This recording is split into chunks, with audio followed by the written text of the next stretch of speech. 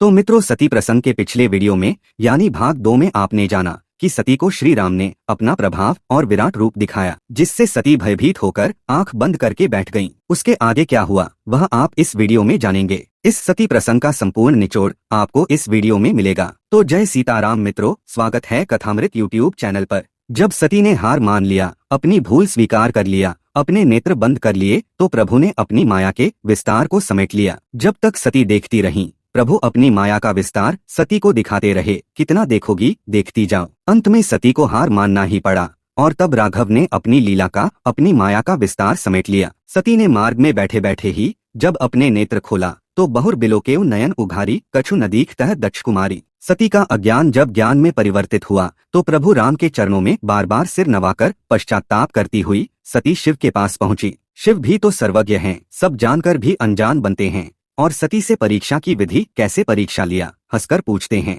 शिव जी सती को सचेत भी करते हैं कि परीक्षा कैसे लिया यह बताओ, और देखो झूठ मत बोलना, सब सत्य सत्य बताना। परंतु सती करती भी तो क्या करती, उनका मन और शरीर अब उनके नियंत्रण में नहीं था, वह तो किसी और ही शक्ति से संचालित था। अतः ना चाहकर भी श्री राम के माया के प्रभाव को स्मरण करके उससे भयभीत होकर सती ने शिव जी के सचेत करने के बावजूद झूठ बोला। यह सती की 7वीं गलती थी। श्री राम के माया के प्रभाव से आतंकित सती ने शिव की बात पर तुरंत कहा कि कछु न परीक्षा लीन गोसाई, कीन प्रणाम तुम्हारे नाई। सती को यह भली प्रकार ज्ञात है कि शिव जी के पास ऐसी शक्ति है कि यदि मैं झूठ बोली तो वे ध्यान से इसे जान अवश्य लेंगे। फिर भी उनके मुख से असत्य बात निकल गई। मित्रों, मैं तो यह समझता हूँ कि सती वास्तव में झूठ बोलना नहीं चाहती थीं, परंतु श्री राम ने ही ऐसी प्रेरणा कर दिया कि सती झूठ बोल गई। शिव जी ने सोचा कि जिसका संदेह मेरे ज्ञान के प्रकाश से भी दूर ना हुआ हो, वह भला बिना परीक्षा के कैसे वापस आ जाएगा। इसलिए शिव जी ने ध्यान लगाकर देखा कि सती सत्य कह रही हैं या नहीं।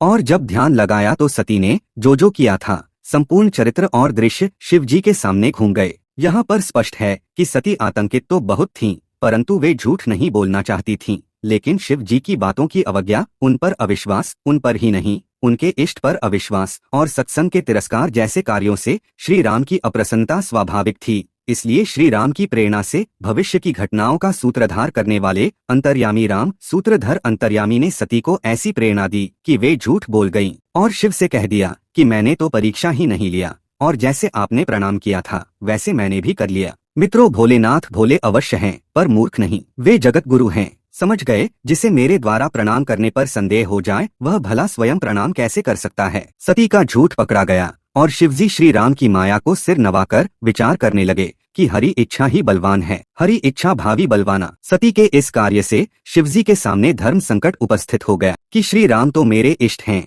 और सती ने मातृतुल्य जानकी का वेश धारण कर लिया। अब मैं सती को पत्नी की दृष्टि से कैसे देख सकता हूँ। इस धर्म संकट से शिवजी अत्यंत दुखी हो गए, परंतु उन्होंने अपने हृदय की बात किसी को भी नहीं बताया। अपने इष्ट श्री राम को पुनः प्रणाम करके उनसे ही इस धर्म संकट से निकलने का मार्ग पूछा। प्रभु राम की प्रेरणा से हृदय में यह भाव स्वतः उत्पन्न हो गया कि इस तन में मैं सती को स्वीकार नहीं करूंगा।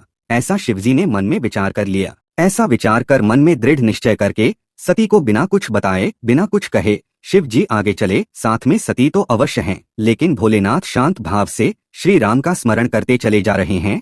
सती से कुछ नहीं बोल रहे, चले भवन सुमिरत रघुबीरा। परंतु भोलेनाथ की इस प्रतिज्ञा का रहस्य उजागर कर दिया आकाशवाणी ने। शिव सती मार्ग में ही थे कि आकाशवाणी हो गई। आकाशवाणी सुनकर सती जी चौंक पड़ी और उन्होंने अत्यंत संकोच के साथ शिव जी से पूछा कि प्रभु आपने कौन सी प्रतिज्ञा किया है। परंतु सती के बार बार पूछने के बाद भी शिवजी ने कुछ नहीं बताया। बार बार पूछने के बाद भी शिवजी के द्वारा कुछ न बताने पर सती की चिंता बढ़ी। उन्होंने अनुमान लगाया कि प्रभु ने मेरे कृत्य को जान लिया है, मैंने शिव से कपट करके अच्छा नहीं किया। सती बहुत ही दुखी हुई, परंतु अब उनके हाथ में कुछ नहीं रहा। मित्रों, भगवान शिव तो इतने कृपालु, इतने दयालु हैं कि उन्होंने सती के अपराध को जानने के बाद भी सती से कुछ नहीं कहा। परंतु शिव जी के रुख को देखकर सती को यह निश्चय हो गया कि शिवजी ने मेरा परित्याग कर दिया है, परंतु अब वे कर भी क्या सकती थीं। अपने द्वारा किए गए अपराध से वे स्वयं आत्मग्लानि से जल रही हैं। परंतु शिव की कृपालुता देखें, उन्होंने इस स्थिति में भी सती को प्रसन्न रखने के लिए इतिहास की सुंदर सुंदर कथाएं सुनाया,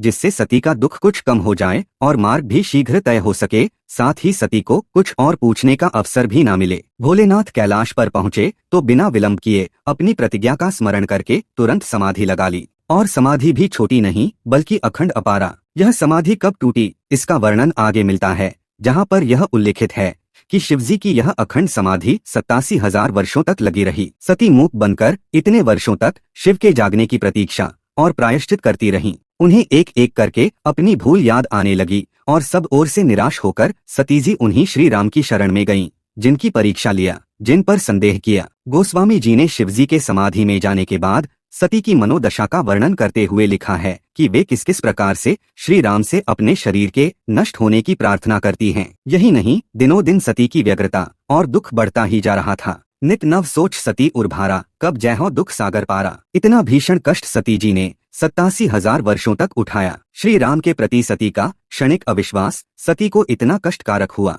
कि 87,000 वर्ष तक तपस्यावत श्री राम से विनती करनी पड़ी, केवल इसलिए कि मेरा यह शरीर छूट जाए, क्योंकि शिव की प्रतिज्ञा यही है कि इस तन में मैं तुम्हें स्वीकार नहीं करूंगा। सती की यह तपस्या जब पूरी हुई, श्री राम ने जब उनकी प्रार्थना सुना तो शिव की समाधि भी खुल गई। राम राम कहकर शिव जी ने नेत्र खोले। सती ने जाकर चरणों में वंदना किया तो भोलेनाथ ने सती को हमेशा की तरह वाम भाग में न बैठाकर सामने आसन दिया, बैठने का संकेत किया। जाय शंभुपद बंदन कीन्हा, सन्मुख शंकर आसन दीन्हा। भोलेनाथ ने देखा कि सती बहुत दुखी हैं, तो सुंदर सुंदर कथाएं सुनाने लगे कि सती का दुख शीघ्र दूर हो सके। सती की प्रार्थना तब सुनी गई जब उनके शरीर त्यागने का समय निकट आ गया। तभी शिवजी नेत्र भी खोले। इसी समय सती के पिता श्री दक्ष ने बृहस्पतिश्व नामक एक यज्ञ का आयोजन किया और अपनी सभी पुत्रियों को तो यज्ञ में बुलाया, परंतु शिवजी को नहीं बुलाया। मित्रों, दक्ष प्रजापति ने शिवजी का अपमान करने के उद्देश्य से ही यज्ञ का आयोजन किया था और शिव सती को नहीं बुलाया तो आकाश मार्ग से विमानों पर जाते हुए देवताओं को देखकर सती ने प्रभु शिव से प्रश्न किया कि प्रभु, यह विमान कहाँ जा रहे हैं।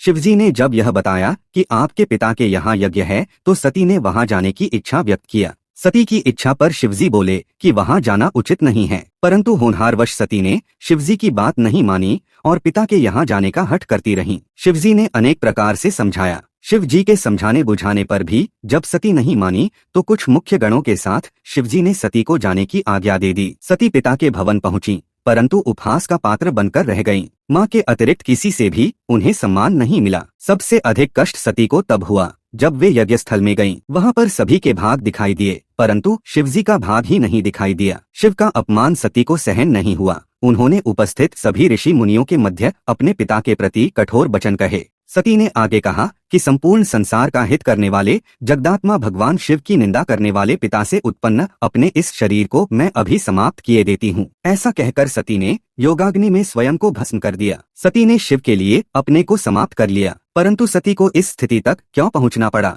और भगवान शिव से 87,000 वर्ष का वियोग जनित कष्ट क्यों सहना पड़ा? इसका उत्तर देने की आवश्यकता अब शायद ही हो, क्योंकि आपको अब तक स्वतः स्पष्ट हो चुका होगा कि सत्संग का तिरस्कार करके सती को इसकी कीमत अपने प्राण देकर चुकानी पड़ी। इसीलिए मानस में गोस्वामी जी ने लिखा है कि सत्संगत दुर्लभ संसारा, निमिष दंड भरी एक उबारा। स्पष्ट है कि सत्संग से बड़ा कोई भी धन नहीं है। यदि सती ने अगस्त्य जी के आश्रम में राम कथा सुना होता तो वे मार्ग में भ्रमित न होती, और होती भी तो शिवजी के द्वारा समझाने पर उनका श्री राम के प्रति विश्वास दिखता नहीं। फिर एक के बाद एक जो घटनाएं होती गईं वे ना होती और सती जी को इतना बड़ा कष्ट ना झेलना पड़ता। संसार में सुख की प्राप्ति का मूलाधार सत्संग ही है। बिना सत्संग के हरिकथा की प्राप्ति संभव नहीं है और हरिकथा के बिना आपके हृदय से मोह दूर नहीं हो सकता। जब तक आपके जीवन में मोह रहेगा तब तक राघव के चरणों में अनुराग संभव नहीं है, और जब तक प्रभु के चरणों से अनुराग नहीं होगा तब तक सुख की कल्पना व्यर्थ है। और राघव तो अनुराग से ही मिलते हैं। भगवान की माया से बचने का साधन केवल उनका भजन है, अन्यथा उनकी माया से तो ब्रह्मा व शिव भी नहीं बचते। ऐसे महामायापति भगवान के श्री चरणों में पूर्ण समर्पण एवं उनका चिरंतन चिंतन व भजन ही प्राणी मात्र का कल्याण कर सकता है। इसलिए हम आप सभी उसकी कृपा प्राप्ति हेतु प्रतिक्षण उसी में रमण करें। तो मित्रों, यह वीडियो यहीं तक। यदि वीडियो पसंद आया हो तो कथामृत को जरूर सब्सक्राइब करें। सबको राम राम।